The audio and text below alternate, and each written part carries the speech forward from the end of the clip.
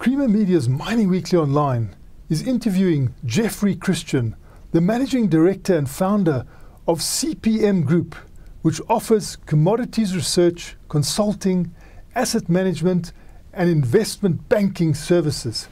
Jeffrey, we have this situation where we always thought that fuel cells would use platinum. Now the latest thinking seems to brush platinum aside. Mm-hmm. I started in this business in 1978, and in 1978, 1980, the platinum industry was saying, oh, by 1988 we'll be using 300, 400,000 ounces of platinum in fuel cell vehicles. And it's just never happened. And several things have happened. First off, the fuel cell technology really isn't there. It's not really competitive and efficient enough to compete with other technologies. And in addition to which, over that 40-some-odd year period that I'm talking about, you've seen the amount of platinum used in fuel cells go from a lot to virtually nothing. And there are several fuel cell stack manufacturers now who have actually engineered platinum entirely out of the fuel cells. Now, it was said quite repeatedly that it needed hydrogen infrastructure, and if the hydrogen infrastructure was there, then fuel cells would succeed. Mm-hmm. Was that correct? The problem with fuel cells is severalfold. One of the problems is the hydrogen infrastructure.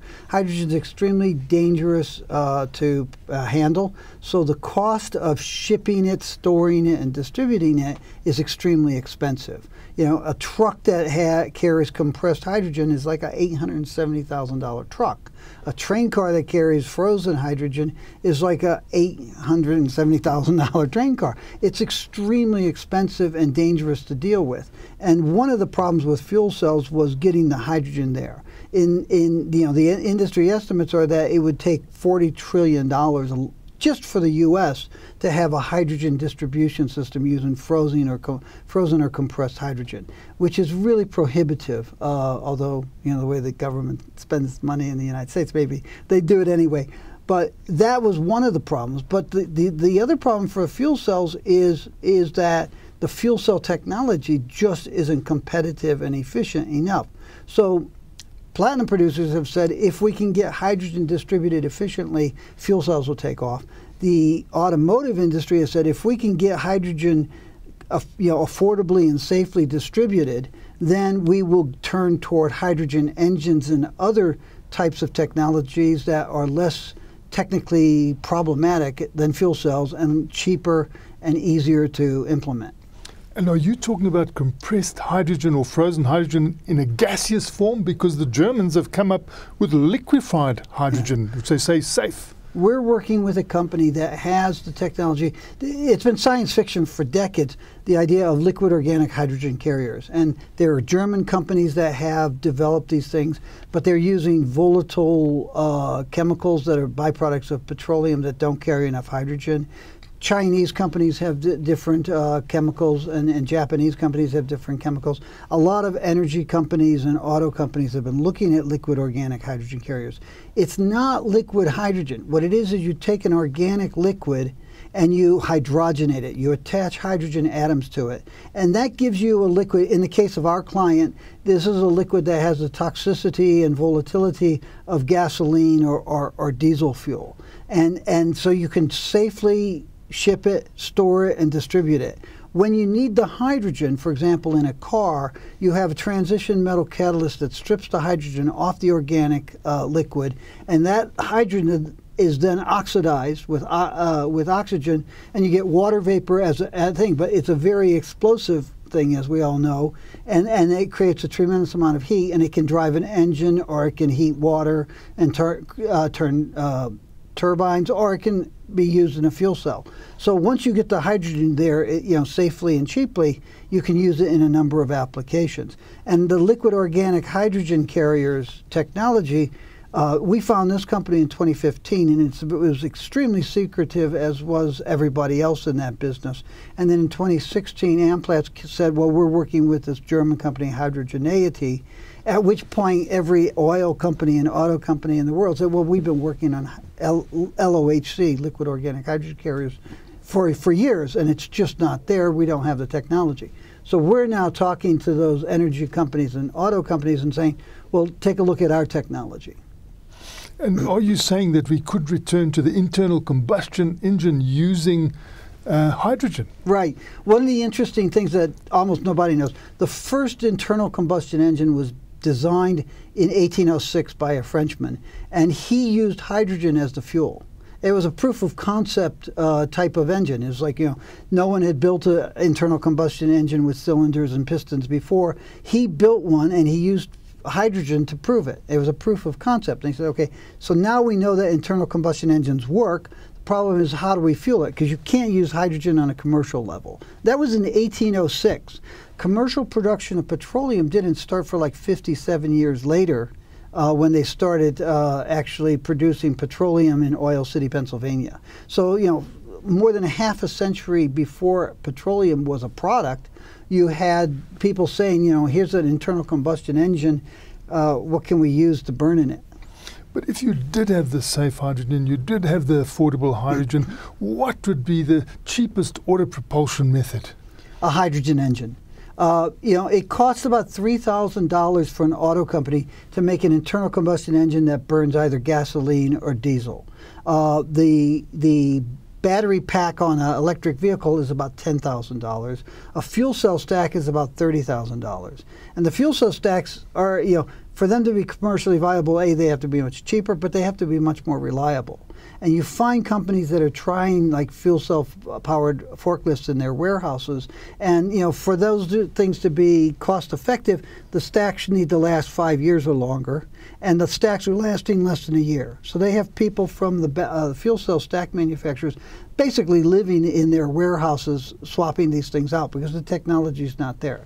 But an internal combustion engine that burns hydrogen has a manufacturing cost of about $1,500. So half the cost of a gasoline-powered vehicle. And because you don't have the exhaust that you have with petroleum-based fuels, and because you don't have the carburation and fuel injection issues, you have a lot fewer moving parts. You have a lot fewer parts to break down. So not only is the capital cost of building an internal combustion engine that burns hydrogen lower than that for a diesel or petrol ICE, but the maintenance costs are also lower. So the auto companies say, if you can get me safe and affordable hydrogen distributed through the existing petroleum distribution system, I will go toward hydrogen engines. And those will be internal combustion engines? Internal combustion engines. And so what can we rely on to drive platinum, going forward now? The automotive industry is so important to the industry.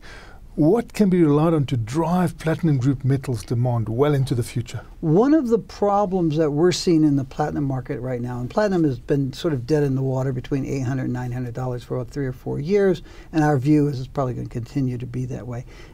Part of the reason for that is a tremendous misplaced bearishness on the part of investors and others. A lot of people look at automotive propulsion technology and they think that electric vehicles are coming along. And you hear these estimates that electric vehicles are going to be 32% of the vehicles being manufactured by 2025.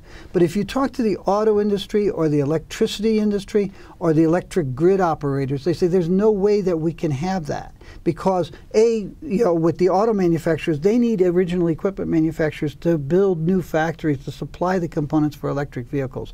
And there's a great deal of uncertainty as to what components you need. So they're saying to these companies, you need to spend $400, $500 million, $1 billion on these factories for components that we may never use. And so the auto industry has a real problem, and it's going to take a long time to build the capacity to build that many electric vehicles. Similarly, the power generating industry says we don't have enough electricity to supply a third of the cars being electric vehicles for a long, long time. So you can't have that rapid transition. And the electric grid operators say we don't have stable and secure enough grids to supply that much electricity to fueling electric vehicles. So those three industries, which supply the vehicles and the electricity distribution, they say it's going to take a long time. Our projections, which are similar to those in the auto and electricity industries, are that by 2050, so 32 years from now, 2050, you might see a third of the vehicles being manufactured being either electric or hydrogen engines. Now that's very important to understand, because that means that 2/3 of the vehicles are still going to be burning petroleum-based fuels and still using PGMs for catalysts. So the first thing you have to do is you have to convince investors and other industry participants that the catalytic converter and petroleum-based fuels are not going away rapidly. 30, 40 years from now, you're going to see 1/3 of the market gone, but you're still going to have 2/3 of that market there. So that's one thing. The other thing is, and it's really nothing for the platinum industry, because the technology and the skills lie out in manufacturers. There are many, many, many patents for platinum palladium uses, and we need to see some of those commercialized so that platinum and palladium and rhodium are not dependent on the auto industry for 40 or 60 or 80% of their demand, but rather they have a lot of other uses that have smaller market shares. And are there any uses you could that come to mind at the moment that the platinum group metals could move into? No one has been paying me to look at those other than the liquid organic hydrogen carriers. So, I mean, we do survey the patents, and Johnson Matthey has a technical review that it produces, I think, on a quarterly basis. We've done patent searches, and we continue to do patent searches, and we talk to industrial companies that manufacture things that are looking at platinum and palladium. In the meantime, palladium has spiked, the price has gone through the roof, and at the same time, you've got a surplus of available supply of platinum. Why don't they move and switch back to platinum for petrol engines? Isn't it better? I think that it is better, actually, in many applications with many different engine technologies to use platinum than palladium. And you are seeing a shift start. It will probably accelerate in the second half of 2019, which is when they start manufacturing model year 2020 vehicles, and then it'll grow going forward. So we're much more bullish on platinum over the next 5 to 7 years than we are on palladium. Palladium's already made its upward move. Platinum has yet to make its upward move. But we think that one of the factors that you're going to see is a shift away from palladium back to platinum. It's occurring on sort of an emergency ad hoc basis now, and it has been in 2018 into 2019. But the engineering for a semi-permanent shift from from palladium intense catalyst to platinum catalyst takes re-engineering, and that goes through the model year process. And as I said, we think that by the time you get into the second half of this year, you're going to start seeing vehicles manufactured that have their exhaust system, their fuel injection system, and their engine re-engineered to be more accommodating of platinum intense catalysts. And then you'll start seeing, well, you won't see it, but there will start to be a more significant shift away from palladium toward platinum in catalysts. And why has the rhodium price shot up so high, even beyond the level of palladium? Is that also associated with palladium in the petrol engine? Yeah, the problem, rhodium is the metal that really concerns us, because as a byproduct of platinum, palladium, and nickel, there's only so much out there. And the rhodium market has basically been in a deficit almost every year since 1980, when the U.S. auto industry started using it for nitrous and nitric oxide reduction. And our concern is that we look at what may be out there as above ground inventories to meet rhodium demand in the auto industry, and we don't think it's there. So what we're seeing is the beginning of what we think will be a parabolic upward move in rhodium prices, similar to what we saw 1989, 1991, and again in 2000, actually it was like 2003 to 2008. We think that we're in the early stages of a very sharp upward move in rhodium. But in those past periods, you had rhodium inventories that were held by various people that could be sold, that knocked the price back down. We're not sure that there are sufficient rhodium inventories out there to contain any parabolic upward move in rhodium. And what is rhodium used for by the automotive industry? It's used to reduce the nitric and nitrous oxides. And it's really the only metal that is cost effective and efficient to do that. So regardless of what you do with your platinum palladium loadings, you pretty much need that rhodium. And so that could be an issue coming up now, rhodium spiking in the price. And how do you manage that? Or how is the industry meant to manage that? I think the auto industry is extremely concerned about its long-term exposure to rhodium because they look at the same data that we look at, and they sort of see this fact that you may be hitting a wall that is not a commercial or financially solvable wall. It's a technical, physical wall, which is there's just not enough rhodium out there. So do you think some scientist will come up with an alternative? My sociology professor in university said that invention is the mother of necessity, that if you waited for necessity to start inventing your solutions, you probably, the human race would have disappeared long ago.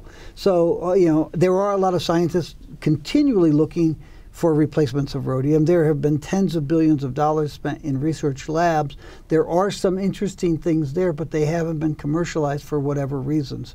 But if you get to a point where rhodium prices rise to $3,000 or $5,000 or $10,000 and stay there, I think then all of a sudden people start looking at some of these alternatives. And the iridium price doesn't look too bad either. Iridium's a more interesting metal because I think iridium prices have been rising from what we can tell because there are a number of discrete new uses. And just as I was saying, one of the things that you need to see in platinum and palladium is a bunch of industries that use smaller amounts or smaller market shares of those metals. I think one of the things that you've seen in iridium is a number of smaller applications. I mean, over the last 40 years, we've worked with various companies that will come up with inventions for iridium, and they'll hire us to talk about iridium supply, demand, and price, and they'll decide that there's not enough iridium out there to use in their process or their electronic component or their chemical process or other applications. But I think that what we've seen over the last several years is companies that say, I don't need hundreds of thousands of ounces of iridium, I need smaller amounts. And so the increase that you've seen in iridium demand that's driven the price higher has been from a lot of people who are willing to commercialize new uses of iridium because their individual uses are small and can be accommodated. And you know, because it's a democracy and a free market, you have any number of companies that don't talk to each other about what their plans are in terms of iridium use. And now you've had a situation where several of them are commercializing iridium bearing products and processes, and lo and behold, there's not a lot of iridium readily available. And what is the state of the ruthenium and osmium, and what are the other things we have? Yeah. Even osmium has risen lately. I think that ruthenium to some extent is the same sort of thing. Part of the issue is I guess that ruthenium prices got hammered down, and you saw some of the uses that had been substituted away from have come back to ruthenium. And osmium, I'm not quite sure what's going on there, but osmium has had limited uses for several decades, but there seems to be some new uses, and all of a sudden you don't have it there.